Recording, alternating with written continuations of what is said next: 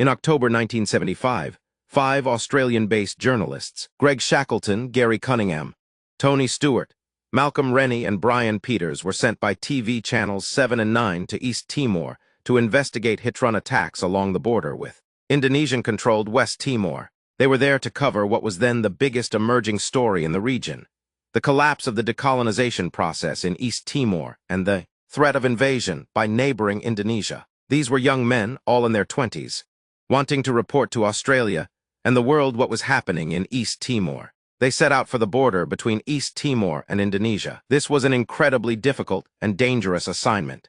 By Tuesday, the 14th of October, all 5 journalists were in Balibo, together with Jose Ramos Horta, then one of the Fretilin leaders. Together, they went on a patrol run with Fretilin troops and filmed a large buildup of Indonesian battleships offshore.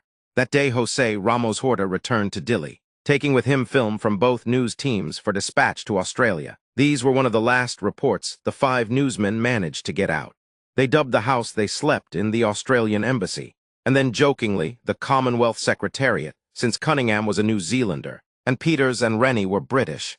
An Australian flag was painted on the house in the hope that it would afford them some protection in the event of attack. As professional journalists there to do a job, they did not expect to be personally targeted. They were horribly wrong. The 5 were murdered by Indonesian forces on the 16th of October 1975. It took nearly a month for the Australian government to confirm the fate of the journalists, amidst an outcry from the Australian public over their deaths, and the Australian government's response to the invasion of East Timor. On 5th of December 1975, what were said to be the remains of the journalists were buried in a Jakarta cemetery, in a single coffin, in a ceremony attended by several embassy staff and their spouses, resident Australian journalists, and the secretary of the Indonesian Journalists Association. None of the families was invited. Instead, they were left to deal with their own grief in the days, months, and years to come. The circumstances of their deaths have been a source of controversy since. No one has been charged with their murder. 2 Australian government inquiries left many questions unanswered.